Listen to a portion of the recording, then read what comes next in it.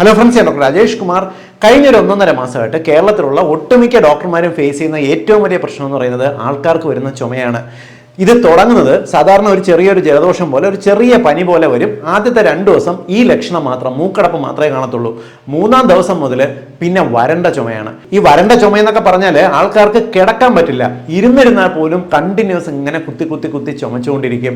ഡോക്ടർമാര് cough syrup കൊടുക്കുന്നു, antibiotic കൊടുക്കുന്നു, ഈ ചുമയ്ക്ക് വേണ്ടി ഇറങ്ങുന്ന സകല മരുന്നും കൊടുക്കുന്നു, ഒരു രക്ഷയുമില്ല. പിന്നെ ഒടുവില് ശ്വാസമുട്ടലിന്, ആസ്മ രോഗത്തിന് കൊടുക്കുന്ന ആന്റി അലർജിക് മരുന്നുകൾ, ശ്വാസമുട്ടലിന് ഉപയോഗിക്കുന്ന സ്റ്റിറോയിഡ് മരുന്നുകൾ, സ്പ്രേ, ഇതെല്ലാം കൊടുക്കുന്ന സമയത്താണ് ഒരു അല്പം ആശ്വാസം ഇവർക്ക് കിട്ടുന്നത്. എന്നിരുന്നാലും ഈ സ്പ്രേയും ശ്വാസമുട്ടലിന്റെ മരുന്ന് എന്ന് പറയുമ്പോൾ ഈ ചുമയുള്ളവർക്കും പേടിയാണ്. കാരണം ഇത് ഉപയോഗിച്ച് തുടങ്ങിയാൽ പിന്നെ ജീവിതകാലം ഉപയോഗിക്കേണ്ടി വരുമോ, ഈ ചുമ മാറത്തില്ലേ എന്നുള്ള ഭയമുണ്ട്. അതുകൊണ്ട് തന്നെ ഇപ്പോഴത്തെ ഈ ചുമ ഉണ്ടാകുന്നത് എന്തുകൊണ്ടാണെന്നും ഇത് മാറ്റാനായിട്ട് നിങ്ങൾ ശ്രദ്ധിക്കേണ്ട കാര്യങ്ങൾ എന്തെല്ലാമെന്നും വിശദീകരിക്കാം. ഇത് എല്ലാ കുടുംബത്തിന്റെ അറിവിലേക്കായിട്ട് നിങ്ങളൊന്ന് ഷെയർ ചെയ്യുക. കാരണം എല്ലാ വീടുകളിലും ഇപ്പോൾ ചുമ അത്രയധികം വ്യാപിക്കുന്നുണ്ട്.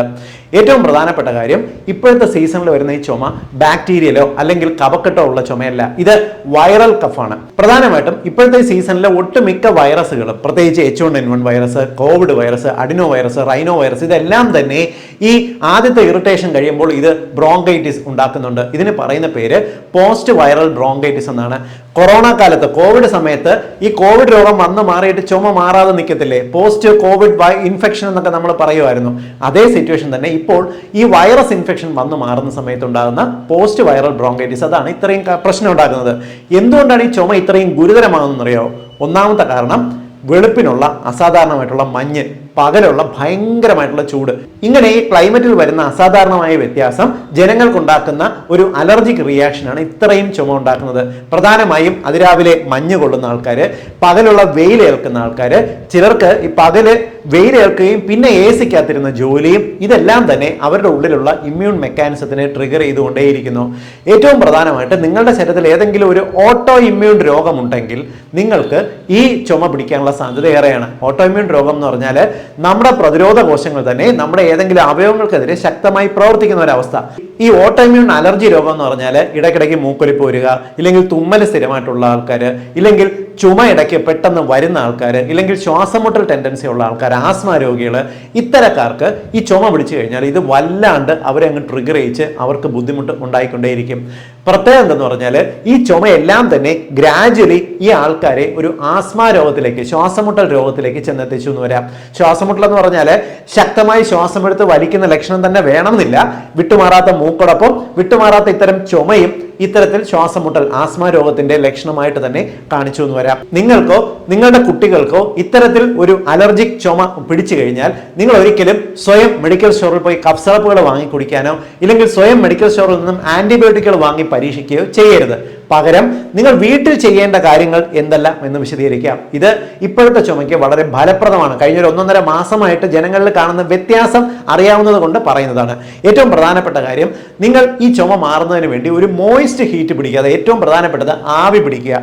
ആവി എടുക്കുന്ന സമയത്ത് ഇത് നമ്മുടെ ആ ഒരു ഡിസ്കംഫേർട്ട് കുറയ്ക്കാനായിട്ട് സഹായിക്കുന്നു. മാത്രമല്ല, നിങ്ങൾ ഇത്തിരി വെള്ളം ചൂടാക്കി തുണി മുക്കി പിഴിഞ്ഞിട്ട് മൂക്കിന്റെ മുകളിലും തൊണ്ടയിലും ഒക്കെ ഒന്ന് ചൂട് പിടിക്കുന്നത്, പ്രത്യേകിച്ച് കൊച്ചു കുട്ടികൾക്കല്ല ഈ ചുമ വന്നാൽ ചൂട് പിടിക്കുന്നത് ഈ ഇറിറ്റേഷൻ മാറാനായിട്ട് സഹായിക്കും. ഇനി രണ്ടാമത്തെ കാര്യം, ഈ ചുമ മാറുന്നവരെ കഴിയുന്നത്ര പൊടിയുടെ ഇടയിൽ, അമിതമായിട്ട് പൊടി, പുക, ഇവരുടെ ഇടയിൽ പോകാതിരിക്കുക. ഇനി നിങ്ങൾ പുറത്തേക്ക് പോകുന്ന സമയത്ത് നിങ്ങൾ ഒരു മാസ്ക് വയ്ക്കുക, ഈ പൊടി അടിച്ചു കയറാതിരിക്കാൻ നോക്കുക. കാരണം പൊടി കയറി കഴിഞ്ഞാൽ അന്ന് രാത്രിയാകുമ്പോൾ നിങ്ങൾക്ക് വല്ലാണ്ട് ചുമയും കിടക്കാൻ പോലും പറ്റാത്ത ഒരവസ്ഥ വന്നു എന്ന് വരാം. ഇനി മൂന്നാമത്തത്, രാത്രി കിടക്കുന്ന സമയത്ത് ഫാനിന്റെ തൊട്ട് താഴെ കിടക്കരുത്. കാരണം ഡയറക്റ്റ് ആയിട്ട് നിങ്ങളുടെ മൂക്കിൽ കാറ്റടിക്കുന്നത് നിങ്ങൾക്ക് ഇറിറ്റേഷൻ കൂട്ടും. നിങ്ങൾ AC ഉപയോഗിക്കുന്ന ആളാണെന്നുണ്ടെങ്കിൽ ഒരിക്കലും ടെമ്പറേച്ചർ അമിതമായിട്ട് താഴ്ത്തി വെക്കരുത്.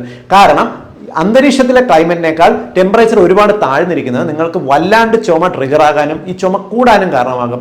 എപ്പോഴും നല്ലത് അന്തരീക്ഷത്തിന്റെ ടെമ്പറേച്ചറിനേക്കാൾ 2 ഡിഗ്രി അല്ലെങ്കിൽ 3 ഡിഗ്രി വ്യത്യാസത്തിൽ മാത്രം AC സെറ്റ് ചെയ്യാൻ നോക്കുക. നിങ്ങൾ AC ഉള്ള മുറിയിലാണ് കിടക്കുന്നത്, അല്ലെങ്കിൽ AC-യിലാണ് നിങ്ങൾ പകൽ ജോലി ചെയ്യുന്നുണ്ടെങ്കിൽ നിങ്ങൾ മുറിക്കകത്ത് ഒരു ചെറിയ പാത്രത്തിനകത്ത് വെള്ളം തുറന്ന് ഒരു സൈഡിൽ വെച്ചിരിക്കുക. കാരണം AC ആ മുറിക്കകത്തുള്ള ഹ്യൂമിഡിറ്റി കംപ്ലീറ്റ് വലിച്ചെടുത്തുകൊണ്ട് പോകും. ഇത് ആ മുറി വല്ലാണ്ട് ഡ്രൈ ആകുന്നതിനും നിങ്ങളുടെ ചുമ കൂടുന്നതിനും കാരണമാകും. എന്നാൽ നിങ്ങൾ മുറിയിൽ ഒരു പാത്രം വെള്ളം തുറന്നു വെച്ച് കഴിഞ്ഞാൽ നിങ്ങൾക്ക് ഈ മുറി അന്തരീക്ഷം വല്ലാണ്ട് ഡ്രൈ ആകുന്ന സാഹചര്യം ഒഴിവാകുകയും ചുമയുടെ തീവ്രത അത് കുറയാൻ സഹായിക്കുകയും ചെയ്യും. ഇനി അഞ്ചാമത്തെ കാര്യം, നിങ്ങൾ ധാരാളം വെള്ളം കുടിക്കുക. കാരണം വെള്ളം കുടിക്കുന്നത് നിങ്ങളുടെ ശരീരത്തിൽ ഈ മ്യൂക്കസ് മെംബ്രെയിന്റെ ഇറിറ്റേഷനെ വളരെ പെട്ടെന്ന് മാറാൻ സഹായിക്കുകയും ഈ ചുമ പെട്ടെന്ന് കുറയാൻ സഹായിക്കുകയും ചെയ്യും. ഇനി ആറാമത്തെ കാര്യം, നിങ്ങൾ ഈ ചുമ മാറുന്നവരെ അമിതമായി എണ്ണ ചേർത്തിട്ടുള്ള ഭക്ഷണങ്ങൾ, ബേക്കറിയിൽ നിന്നുള്ള വറപൊരി ഭക്ഷണങ്ങൾ ഒഴിവാക്കുക. കാരണം അമിതമായി മസാല, എണ്ണ പലഹാരങ്ങൾ ഇവ നിങ്ങൾക്ക് ഈ അലർജി ട്രിഗർ ചെയ്യുന്നതിനും ചുമ വല്ലാണ്ട് കൂടാൻ കാരണമാകുകയും ചെയ്യും. അടുത്ത കാര്യം, നിങ്ങൾ ഈ ചുമ മാറുന്നത് വരെ കഴിയുന്നത്ര പുളിയുള്ള ഫ്രൂട്ട്സ്, അമിതമായി പുളിയുള്ള പഴങ്ങൾ കഴിക്കാതിരിക്കുക. പ്രത്യേകിച്ച് സിട്രസ് ഫ്രൂട്ട്സ്, ഈ നാരങ്ങ, ഓറഞ്ച്, മൊസംബി പോലുള്ളവ കഴിയുന്നത്ര ഈ ചുമ മാറുന്നവരെ കഴിക്കരുത്. കാരണം ഈ സിട്രസ് ഫ്രൂട്ട്സ് നിങ്ങളുടെ അലർജി ട്രിഗർ ചെയ്യും, ചുമ വല്ലാണ്ട് കൂടാൻ കാരണമാകുകയും ചെയ്യും. ഇനി കൊച്ചുകുട്ടികളാണെങ്കിലും മുതിർന്നവരാണെങ്കിലും അമിതമായി ചുമയുടെ ഇറിറ്റേഷൻ മാറുന്നതിന് വീട്ടിൽ തന്നെ ഉണ്ടാക്കാൻ പറ്റുന്ന ചെറിയൊരു ഒറ്റമൂലി പറഞ്ഞുതരാം. നിങ്ങൾ ഒരു 5 ചെറിയ ഉള്ളി ചതച്ച് ചാറെടുക്കുക. അതിൽ ഒരു കഷ്ണം, ഒരു 2 സെന്റിമീറ്റർ നീളത്തിന് ഇഞ്ചിയും ചതച്ച് അതിനോടൊപ്പം ആഡ് ചെയ്യുക. എന്നിട്ട് ഈ ചാറിനോടൊപ്പം നിങ്ങൾ ഒരു അല്പം മഞ്ഞൾപ്പൊടിയും കൂടെ മിക്സ് ചെയ്തിട്ട് നിങ്ങൾ ഇതൊരു 1/4 ടീസ്പൂൺ വെച്ച് രാവിലെ, ഉച്ചയ്ക്കും രാത്രിയും കഴിക്കാൻ നോക്കുക. ഇത് നിങ്ങൾക്ക് ഈ ഇപ്പോഴത്തെ സീസണിലുള്ള ഈ വൈറൽ ബ്രോങ്കൈറ്റിസിനെ പെട്ടെന്ന് കുറയ്ക്കാനായിട്ട് സഹായിക്കും. പല കേസുകളിലും ഞാനത് കണ്ടിട്ടുണ്ട്. ഈ ഒരു കോമ്പിനേഷൻ ഇപ്പോൾ കൊച്ചുകുട്ടികളൊക്കെ ആണെന്നുണ്ടെങ്കിൽ അവർക്ക് ഈ ഉള്ളിയും ഇഞ്ചിച്ചാറും എല്ലാം തന്നെ എരിച്ചിലുണ്ടാക്കാൻ കാരണമാകും. അതുകൊണ്ട് കുട്ടികൾക്കാണെന്നുണ്ടെങ്കിൽ നിങ്ങളൊരു 1/2 ടീസ്പൂൺ തേൻ എടുത്തിട്ട് അതിനകത്ത് ഒരു 1/4 ടീസ്പൂൺ ഈ ഒരു കോമ്പിനേഷൻ, ഉള്ളിയുടെ ചാറിൻ്റെയും ഇഞ്ചിയുടെയും ചാറിൻ്റെയും കോമ്പിനേഷൻ ചേർത്ത് കുറച്ച് മഞ്ഞളും ചേർത്ത് കുട്ടികൾക്ക് നൽകുക. ഇത് 2 നേരം അല്ലെങ്കിൽ 3 നേരം നൽകാവുന്നതാണ്.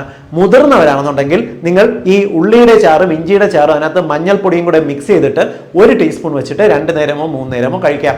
രാവിലെ 1 നേരം ഉണ്ടാക്കി വെക്കുന്നത് നിങ്ങൾക്ക് 3 നേരമായിട്ട് ആ ദിവസം കഴിക്കുക. പിറ്റേ ദിവസത്തിന് വേണമെങ്കിൽ ഉണ്ടാക്കി കഴിക്കുക.